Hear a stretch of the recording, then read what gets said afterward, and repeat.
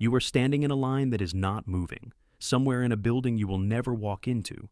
A person you will never meet is deciding how much of your own money you get to keep. You pay. You always pay. And you have never once seen where it goes. Now, put that exact feeling inside a body 4,000 years ago. A mud brick town. Dust in your teeth. A basket of grain on your shoulder that stopped being yours the moment you grew it. One day that entire world ended. We call it a collapse. We call it a dark age. The people who actually lived through it may have had a different word for it. You were never taught that word. It is the last thing in this video. Here is what nobody explains about a dark age. It is not a stretch of time when nothing happened. It is a stretch of time we have no records from. And we have no records because nobody was writing anything down. And nobody was writing anything down because nobody was counting you anymore. Silence is not death. But we read it as death. Every single time. Almost everything you know about the ancient world came through one narrow pipe. Not the people. The paperwork, tax lists, grain receipts, debt records. So picture the man who made those. One person, one room, one job. He sits with a stick and a wet slab of clay, writing down how much you owe. He knows your name. You have never seen his face. On the Syrian coast, there was a city called Ugarit, and archaeologists pulled thousands of those tablets out of it. Among the last of them is a letter from its king, begging Egypt for grain because his own kingdom was starving. Another one, probably never even sent, begs for soldiers. The enemy had landed 5 miles away. Then the writing stops. Ugarit burned and was never rebuilt. So we say Ugarit died. What actually died first was the Rome. Burn the Rome and the record ends. And when the record ends, we assume the people ended with it. They did not. They just stopped being written down.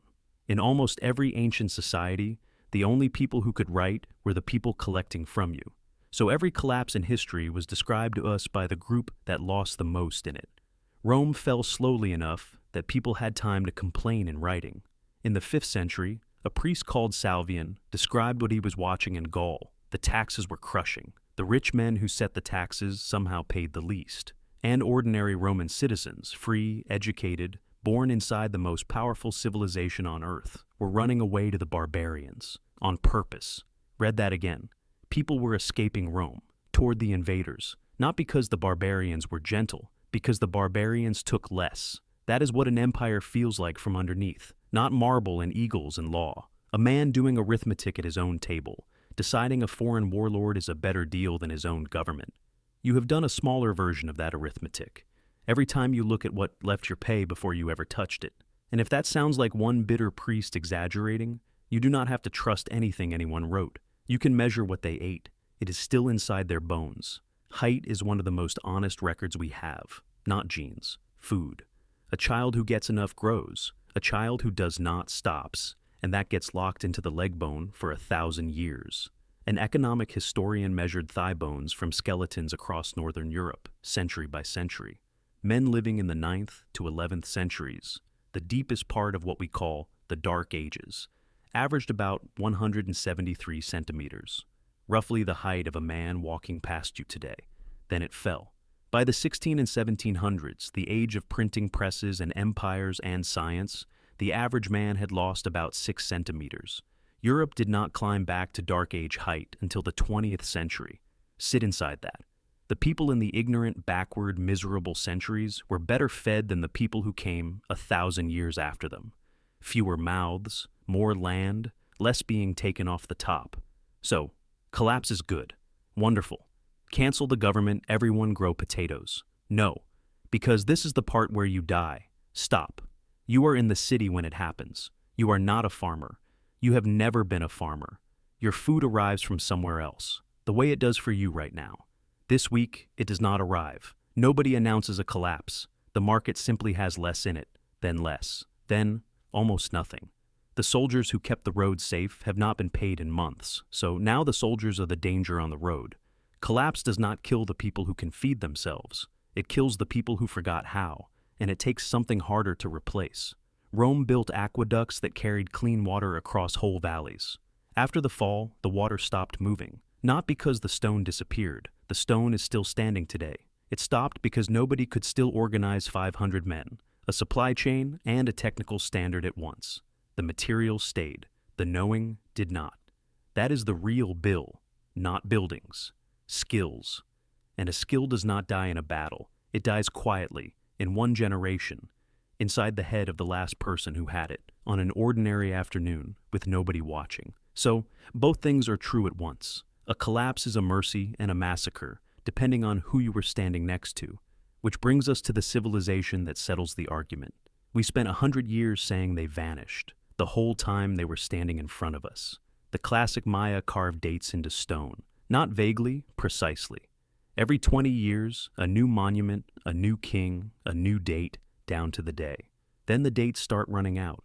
At Tikal, one of the greatest cities in the Americas, the last monument goes up in the year 869. The last carved date found anywhere in the Maya world is the year 909. After that, silence. So, the story hardened into the one you were taught. The Maya vanished, a civilization swallowed by jungle. Except right now, about 6 million people speak a Mayan language. Around 30 of those languages are still alive in Guatemala, Mexico, and Belize. Children are learning them this morning. The Maya never went anywhere. What ended was the kings, the monuments, the tribute, the counting. Picture the actual last day. Not a battle. A family walking out of a stone city at dawn, carrying what they own, into land where nobody will ask them for a share of it. Nobody carved that. The man who carved things had already stopped being paid. A civilization losing its capital looks exactly the same in the ground as a civilization losing its people. We could not tell the difference between a funeral and a resignation. So, here is the word. Every collapse in your history book had two names. In the palace they called it the end of the world. In the fields, some of them called it relief. You were handed one of those words and not the other, because only one of those groups owned a pen. And now, the part that should keep you up. Right now, something is writing you down. Your bank knows what you spent this morning. Your phone knows which road you took. There is a file with your name on it, and it is extremely accurate. None of it contains you. Not what you almost said at dinner. Not what you were thinking about while you stood in that line. That is what survives of us. The receipts, the ledgers, the counting. You are already the unwritten part. So go back to that line. The building you will never walk into. The basket on your shoulder that stopped being yours. Every civilization is carried, almost never by the people whose names survive. A civilization does not fall. It just stops being carried.